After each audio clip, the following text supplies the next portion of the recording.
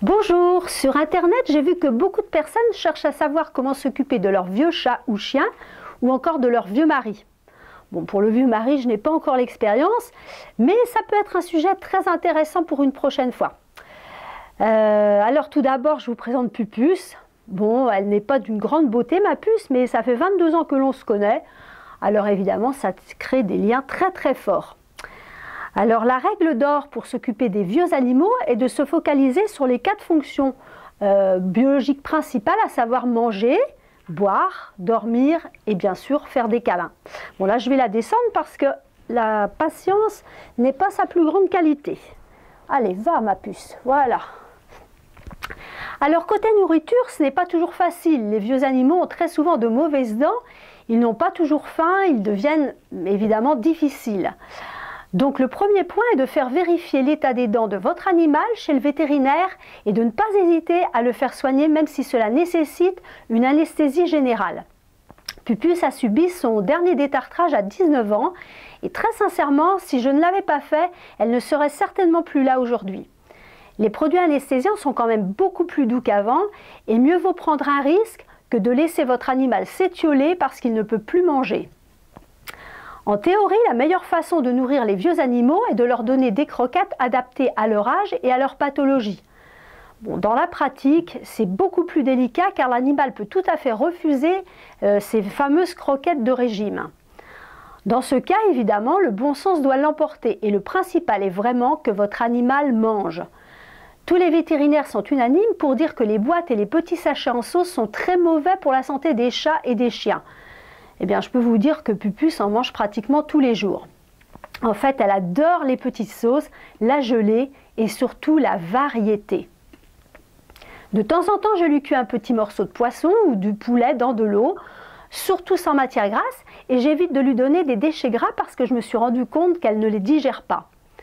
Je fractionne les repas en très petite quantité, de façon à ce qu'elle ait toujours des repas frais et qu'elle ait pratiquement tout le temps quelque chose à manger.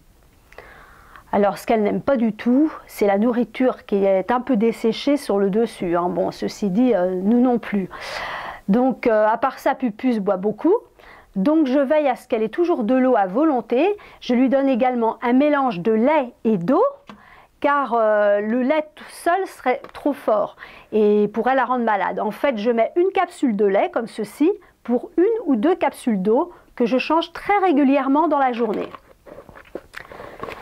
Si je vois qu'elle mange peu, je rajoute parfois un peu de pâté hypercalorique et très appétante de la marque Prescription AD sur la photo qui se trouve derrière moi. J'en mets à peu près une cuillère à soupe dans un mélange lait et eau. Et à ma connaissance, cette pâtée est la seule qui se délaye dans un liquide. Par contre, il ne faut pas le faire souvent car ça fatigue un peu les reins. Autrement, elle dort beaucoup, donc je lui ai réservé un petit endroit bien chaud et calme afin qu'elle se repose bien.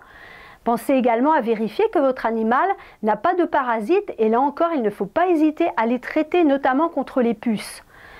Moi, j'utilise le médicament Stronghold, sur la photo derrière moi, qui est assez bien supporté. Par contre, je n'écoute pas le vétérinaire qui m'incite à renouveler le traitement tous les mois et je ne traite que lorsqu'il y a vraiment des puces.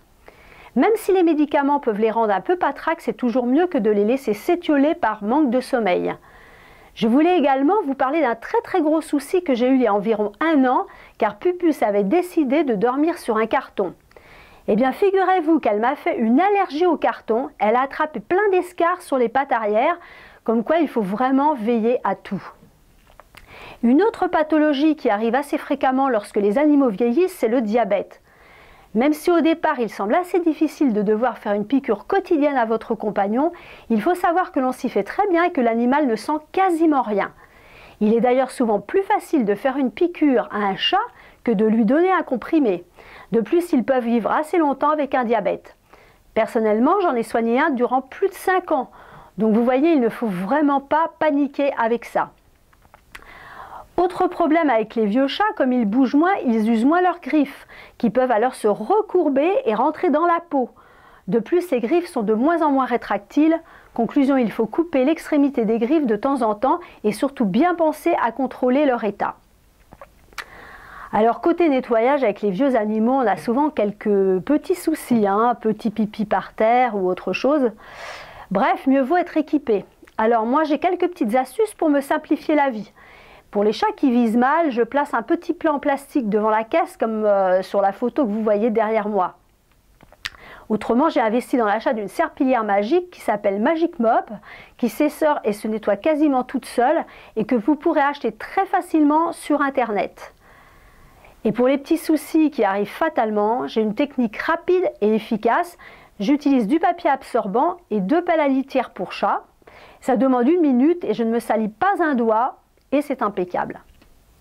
Une dernière chose, quand vous emmenez votre animal chez le vétérinaire, surtout n'oubliez pas de bien bloquer la cage de transport avec par exemple la ceinture de sécurité. Ça paraît assez fou, mais c'est un vétérinaire qui m'a confié que beaucoup de personnes ne le font pas. Autre petite précaution, écrire sur un papier tout près de votre téléphone le numéro de votre vétérinaire. Croyez-moi, c'est très utile car si votre animal fait un malaise et que vous paniquez, vous mettrez un temps fou à retrouver un simple numéro de téléphone. Voilà, c'est la fin de cette vidéo. Vous retrouverez un résumé ainsi que toutes les précisions concernant les articles dont je parle dans cette vidéo sur affiniland.fr, rubrique Nos vidéos. Il me reste à vous souhaiter tout plein de bonheur avec votre petite bête, choyez-la bien et à très bientôt pour de nouvelles infos. Ciao, ciao!